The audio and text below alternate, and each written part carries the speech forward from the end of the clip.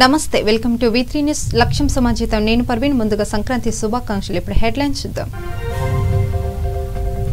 నేడు శబరిమలలో మకర జ్యోతి దర్శనం కోవిడ్ నిబంధనలు పాటించేలా ప్రతిష్ఠ చర్యలు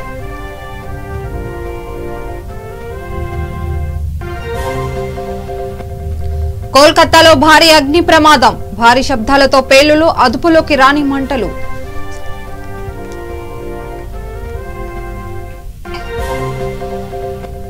శ్రీశైలంలో మకర సంక్రాంతి బ్రహ్మోత్సవాలు స్వామి అమ్మవార్ల కళ్యాణానికి హాజరు కానున్న చెంచులు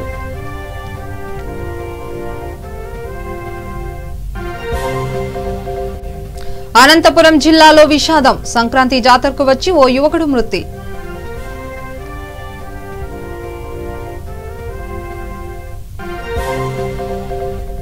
ఎస్సీ వర్గీకరణపై సీఎం జగన్ మౌనం వీడాలి ఎంఆర్పీఎస్ వ్యవస్థాపకుడు వంద కృష్ణమాదిగ డిమాండ్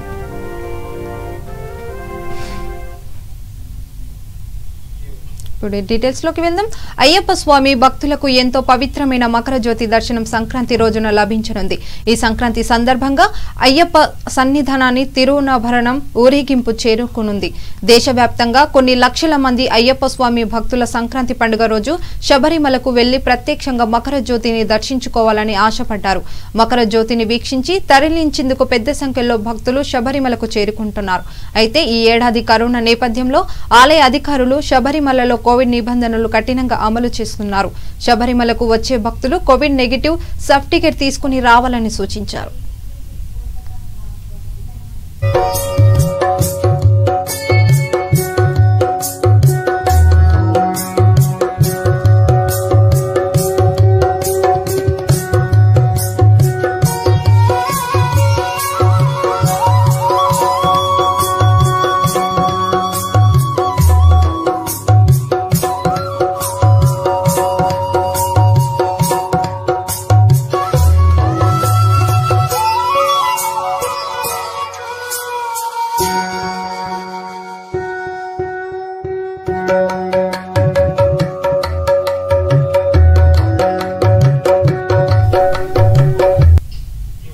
బంగాల్ రాజధాని కోల్కతాలోని బాగ్ బజార్లో భారీ అగ్ని ప్రమాదం సంభవించింది సమీప ప్రాంతంలో భారీ శబ్దాలతో పేలుళ్లు సంభవించాయి ఈ నేపథ్యంలో గ్యాస్ సిలిండర్ పేలడం ఘటనకు కారణమైనట్లు భావిస్తున్నారు దీనిపై ఇంకా ఎటువంటి స్పష్టత లేదు ఘటన స్థలానికి చేరుకున్న సిబ్బంది 24 అగ్నిమాపక వాహనాలతో మంటలను అదుపు చేసేందుకు ప్రయత్నించాయి దీనికి సంబంధించి మరిన్ని వివరాలు తెలియాల్సింది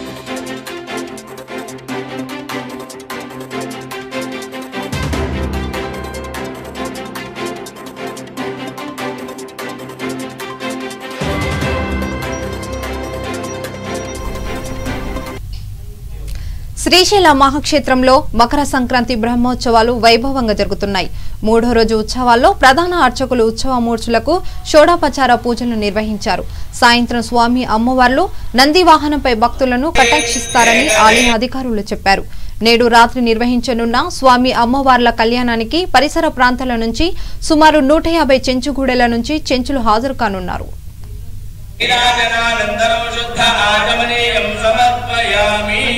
జిల్లా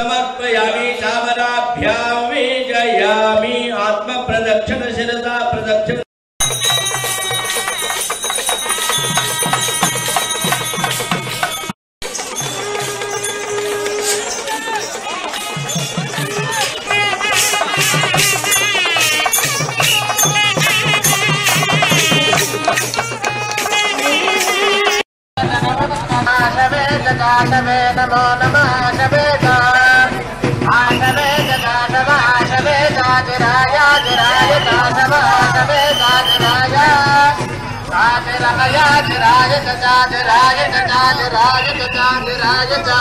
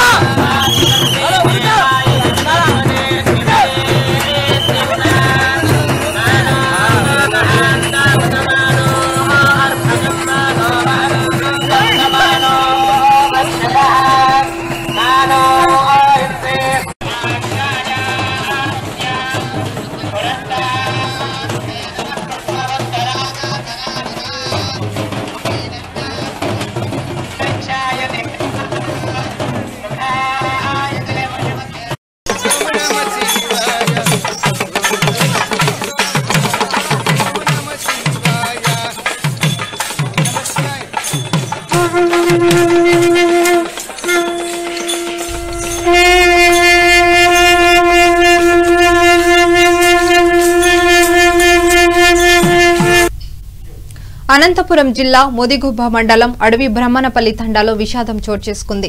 సంక్రాంతి పురస్కరించుకున్న ప్రతి ఏటా నిర్వహించే జాతరకు వచ్చిన ఓ యువకుడు ఈతకు వెళ్లి మృతి చెందాడు. హైదరాబాద్ నగరంలో తల్లిదండ్రులతో కలిసి ఉంటున్న జీవల నాయక్ జాతర సందర్భంగా తల్లిని తీసుకుని స్వగ్రామానికి వచ్చాడు. ఈ క్రమంలో యోగి వేమన జలాశయం గేట్ల ముందున్న భాగాన ఉన్న తొట్టి గుంతలో ఈతకు వెళ్లి నీటిలో మునిగిపోయి మృతి చెందాడు. యువకుడి మృతితో తండాలో కన్నీటి రోదనలు మిన్నుమంటున్నాయి.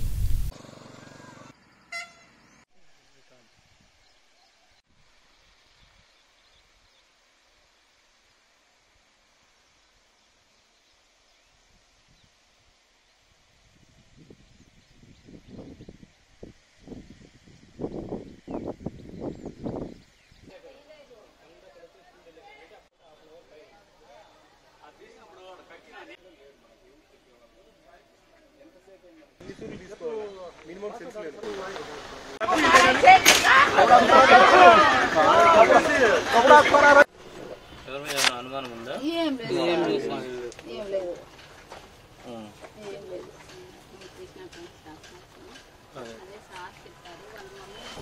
పిలిపించండి.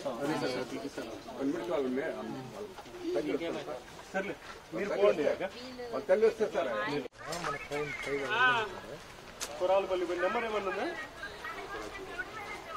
కాంచ వస్తే రమలే sir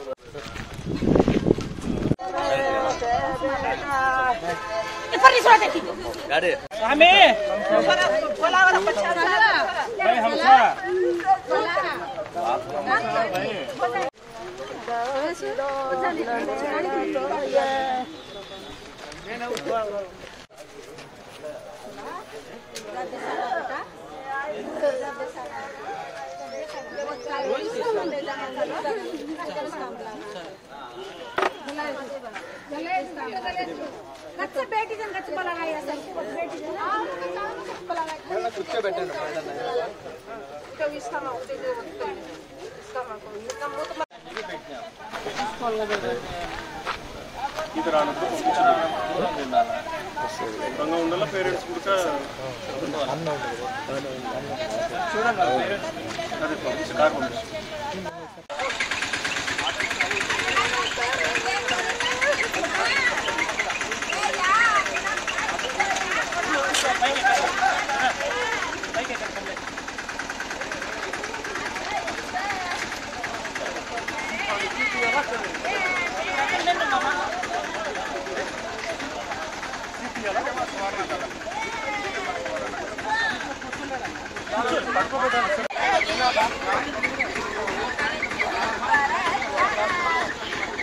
SC వర్గీకరణపై CM Jaganmohan Reddy మౌనం వీడి తన వైఖరి ఏంటో చెప్పాలని ఎంఆర్పీఎస్ వ్యవస్థాపకుడు మందకృష్ణ మాదిగ డిమాండ్ చేశారు. కర్నూలు జిల్లా పత్తికొండకు వచ్చిన ఆయన R&B గెస్ట్ హౌస్ లో విలేకరుల సమావేశంలో మాట్లాడుతూ వర్గీకరణకు తాము అనుకూలమని చెబుతూనే అన్ని రాజకీయ పార్టీలు లోలోపల వర్గీకరణకు అడ్డుపడుతున్నాయని అన్నారు. ఎస్సీ రిజర్వేషన్ల వర్గీకరణకు అనుకూలంగా అసెంబ్లీలో తీర్మానం చేసిన వైఎస్ఆర్ తనయుడిగా జగన్మోహన్ రెడ్డి మౌనం వీడాలని డిమాండ్ చేశారు. ఎస్సీ వర్గీకరణ విషయంలో మోసం చేస్తున్న వైసీపీ, టీడీపీ సహా అన్ని రాజకీయ పార్టీలకు బుద్ధి చెప్పడానికి బహుజన సోషలిస్టు పార్టీ తరపున రాబోయే ఎన్నికల్లో అభ్యర్థులను నిలబెడతామన్నారు. ఈ కార్యక్రమంలో ఎంఆర్పీఎస్ జిల్లా నాయకులు సుభాష్ చంద్ర, వెంకటేశ్వర్లు, పులికొండ, మాజీ నాయకులు తిరుపాలు, ఎంఎస్ఎఫ్ నాయకుడు రవికుమార్ పాల్గొన్నారు.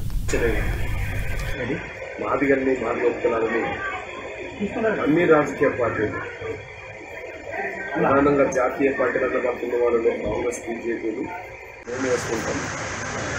ఎంఆర్పీఎస్ ఒక కుల సంఘంగా పేరుండవచ్చు, కానీ సమాజంలో అన్ని కులాలకు, పేదలకు సేవ చేసిన చరిత్ర ఎంఆర్పీఎస్ ఉంది. ఈ 26 ఏళ్ల ఉద్యమ ప్రస్థానంలో మేము చేసిన ఉద్యమాలు, ప్రజల కోసం చేసిన ఉద్యమాలు ఈ రాష్ట్రంలో, ఈ దేశంలో ఏ రాజకీయ పార్టీ కూడా చేయలేదు. ఎంఆర్పీఎస్ పోరాటం చేయడం వల్లనే ఆర్ఎస్ఎస్ పార్టీ వచ్చింది. ఎంఆర్పీఎస్ పోరాటం చేయడం వల్లే వికలాంగుల పెన్షన్ జరిగింది. వికలాంగుల పెన్షన్తో పాటు వృద్ధుల వికలాంగుల పెన్షన్ పెరగడానికి ఎంఆర్పీఎస్ బియ్యం కోట పెరగడానికి కూడా ఎంఆర్పీఎస్ కావాలి. అంటే ఎంఆర్పీఎస్ కుల సంఘం కానీ సమాజంలో అన్ని వర్గాల పేదల కోసం పథకాలు, పెన్షన్లు సాధించే కాబట్టి మా ఓటర్లను ఎందుకు వేసుకోవాలి అంటే అందరూ మమ్మల్ని మోసం చేసింది కాబట్టి మా ఓటర్లను వేసుకోవాలి. కానీ అన్ని వర్గాల పేదల ఓటును కూడా అడిగే హక్కు మాకున్నది, ఇతర పార్టీలకు లేదు. ఎందుకంటే మేము అన్ని వర్గాలకు సేవ చేశాం. ఈ విషయం తేల్చడం కోసమే తిరుపతి పార్లమెంట్ ఉప ఎన్నికల్లో బహుజన సోషలిస్ట్ పార్టీ పోటీ చేస్తుంది, నాగార్జున సాగర్ ఉప ఎన్నికల్లో కూడా పోటీ చేస్తున్నది. మేము మాత్రం స్పష్టంగా చెప్పవలసింది, అన్ని పార్టీలు మమ్మల్ని మోసం చేసినప్పుడు మాదిగ పల్లెలకు వచ్చి ఓటానికి హక్కు హక్కు వాళ్ళకి లేదని మేము స్పష్టంగా చెప్పుతూ మేము ఓటు అడగబోతున్నాం. త్వరలో అది తేలబోతుంది. వీళ్ళకు మాదిగల ఓట్లు అడిగే నైతిక హక్కు లేదు. ఎస్సీ వర్గీకరణ సమర్థించే కాంగ్రెస్ పార్టీ 2004-2014 మధ్యన 10 ఏళ్ళు ఉమ్మడి ఆంధ్రప్రదేశ్లో అధికారంలో ఉండి 10 ఏళ్ళు కేంద్రంలో అధికారం ఉండి వర్గీకరణ బిల్లు పెట్టకుండా మమ్మల్ని మోసం చేసింది. 6 ఏళ్ళు కేంద్రంలో ప్రతిపక్ష పార్టీ హోదాలో ఉండబడి కాంగ్రెస్ పార్టీ వర్గీకరణ అంశం మీద 6 నిమిషం కూడా పార్లమెంట్లో మాట్లాడకుండా మమ్మల్ని మోసం చేస్తుంది. బీజేపీ అధికారంలోకి వస్తే 100 రోజుల్లోనే వర్గీకరణ చేస్తామన్న బీజేపీ 6 ఏళ్ళు గడిచిన వర్గీకరణ అంశమే పరిష్కారం చేయలేకుండా మోసం చేస్తుంది. కాంగ్రెస్ 10 ఏళ్లలో 100 బిల్లులు తెచ్చుకున్నది పార్లమెంట్లో, కానీ వర్గీకరణ బిల్లే లేదు. బీజేపీ పరిపాలనలో ఈ 6 ఏళ్లలో 67 బిల్లులు తీసుకొచ్చింది, కానీ వర్గీకరణ బిల్లు మాత్రమే పెట్టలేదు. మరొక వైపు ప్రాంతీయ పార్టీలు కూడా మమ్మల్ని నడిపించింది. ఎస్సీ వర్గీకరణ చేసి పెద్ద మాదిగా అనిపించుకుంటా అన్న చంద్రబాబు నాయుడు గారు మా సహకారం ఆయన పాదయాత్రను తీసుకొని ఎన్నికల్లో 2014లో తీసుకొని తెలిసినాక మమ్మల్ని వ్యతిరేకించారు. వర్గీకరణ వ్యతిరేక శక్తులకు పెద్దపీటేసి వర్గీకరణ కోరుకున్న మమ్మల్ని నష్టం చేశాడు, ఇబ్బంది పెట్టాడు. ఒకవైపు తండ్రి అడుగుజాడల్లో నడుస్తున్నా అని చెప్పే జగన్మోహన్ గారు తండ్రి వర్గీకరణకు అనుకూలమని తెలిసి తను కూడా ఎంపీగా ఉన్న సమయంలో వర్గీకరణ చేస్తామని 100 సార్లు మాటించి ఇప్పుడు పరిపాలనకు వచ్చినాక దానికి విరుద్ధంగా ప్రవర్తిస్తున్నాం. 2 రోజుల్లో అఖిలపక్షం తీసుకెళ్తామని కేంద్రాన్ని ఒప్పించి బిల్లు పెట్టిస్తామన్న కేసీఆర్ గారు 3 ఏళ్ళు గడిచినా కూడా అఖిలపక్షం తీసుకెళ్లకుండా మోసం చేశారు. అంటే అన్ని పార్టీలు వర్గీకరణకు అనుకూలమే, కానీ బిల్లు పెట్టే కాడ పెట్టించే కాడ మాత్రం మోసం చేసిన పార్టీగా గుర్తిస్తున్నాం. అందుకని ఈ రాజకీయ పార్టీలకు మా ఓట్లు లేదని తేల్చడం కోసమే తిరుపతి విశాఖ ఏజెన్సీ జీకే వీధి మండలం దారాలమ్మ ఘాట్ రోడ్లో దొంగలు బీభత్సం సృష్టించారు. గుర్తు తెలియని దుండగులు రహదారి గుండా వెళ్లే వాహనాలను అడ్డుకుంటూ ప్రయాణికులను బెదిరించి చోరీ చేశారు. 2 కార్లను అడ్డగించిన దోపిడీదారులు తుపాకీతో బెదిరించి 1,50,000 రూపాయల నగదు, బంగారు ఆభరణాలు దోచుకున్నారు. మరో ఘటనలో ఇంజనీరింగ్ అధికారి కారు అద్దాలు ధ్వంసం చేశారు. దీంతో బాధితులు సీలేరు పోలీస్ స్టేషన్లో ఫిర్యాదు చేశారు. దుండగుల కోసం పోలీసులు గాలింపు చేపట్టారు.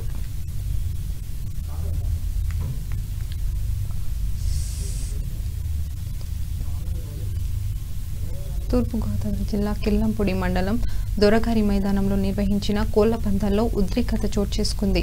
కోడి పందాలు గుంటాటలో స్వల్ప వివాదం జరిగింది. దీంతో మణికంఠ అనే వ్యక్తి కోడి కత్తితో రమణ అనే వ్యక్తిపై దాడికి పాల్పడ్డారు.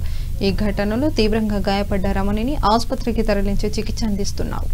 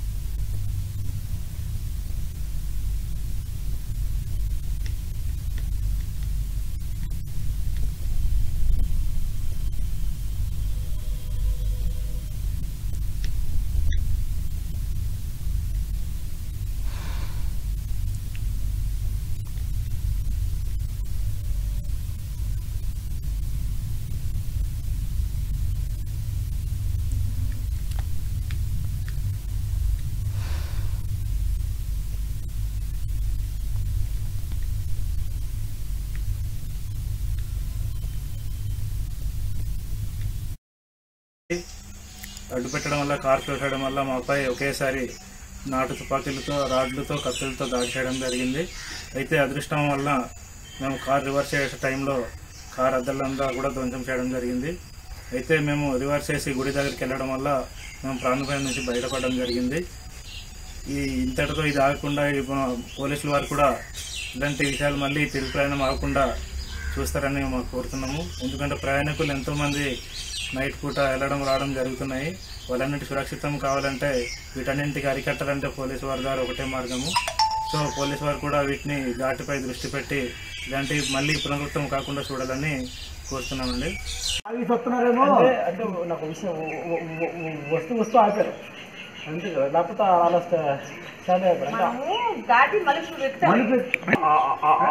ఆల్రెడీ ఒకటి సేమ్ ఇన్సిడెంట్ ఒకటి పైన అయింది. దారిలో టెంపుల్ పైనుంచి చేసుకొని వస్తూ ఎలాగ వస్తుంది కదా ఆపించారా, లేకపోతే డైరెక్ట్ నేను చూసుకోలేదు ఐడియాగా బ్లాక్ పట్ల.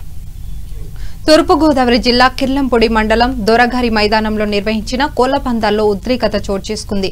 కోడి పందాలు గుంటాటలో స్వల్ప వివాదం జరిగింది. దీంతో మణికంఠ అనే వ్యక్తి కోడి కత్తితో రమణ అనే వ్యక్తిపై దాడికి పాల్పడ్డాడు. ఈ ఘటనలో తీవ్రంగా గాయపడ్డ రమణిని ఆసుపత్రికి తరలించి చికిత్స అందిస్తున్నారు.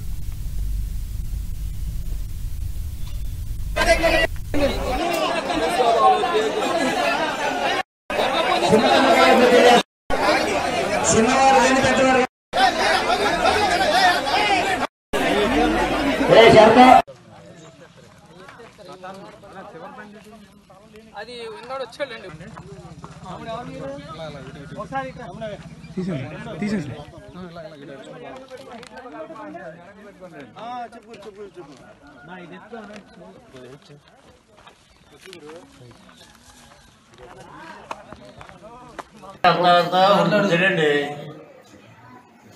పంజాలోనే ఎక్కడండి కోడి పంజాల గౌన్లో కిలపులో గౌన్లు అండి ఆ జనాలు వస్తా గుద్దేశాడండి అదే డబ్బే గుద్దేశాడంటే ఆయన తిట్టి కింద దిగి ఆయన ముద్దు మీద గుద్దాడు అదే డబ్బే తప్పు కదా తోసి ఆ జనం లాక్కుపోరు మళ్ళీ కజేవాడ పోయి సైలెంట్గా వచ్చి కోడికి తెచ్చి పొడిచేసాడు.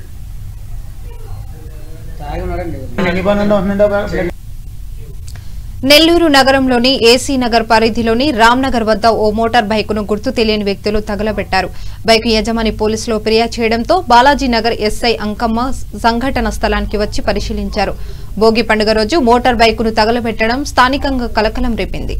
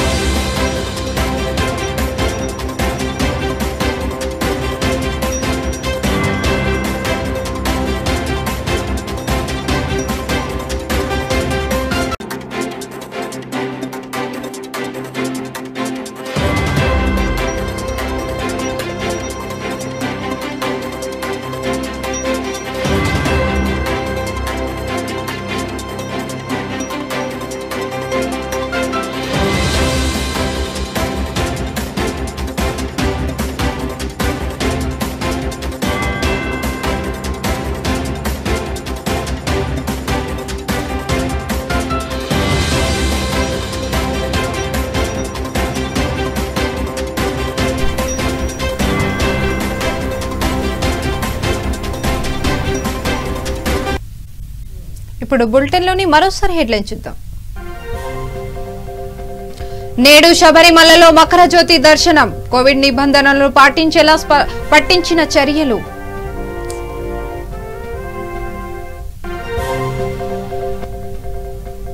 కోల్కతాలో భారీ అగ్ని ప్రమాదం, భారీ శబ్దాలతో పేలుళ్లు, అదుపులోకి రాని మంటలు.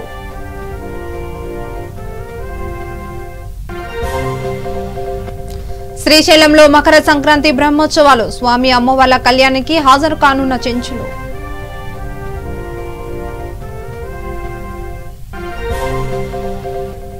అనంతపురం జిల్లాలో విషాదం, సంక్రాంతి జాతరకు వచ్చిన ఓ యువకుడు మృతి.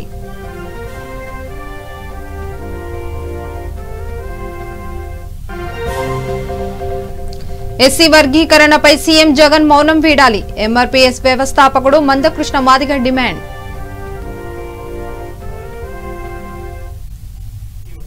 ఇంతటితో వార్తలు సమాప్తం. చూస్తుండండి V3 న్యూస్. నమస్కారం. సంక్రాంతి వచ్చిందే తుమ్మెదా.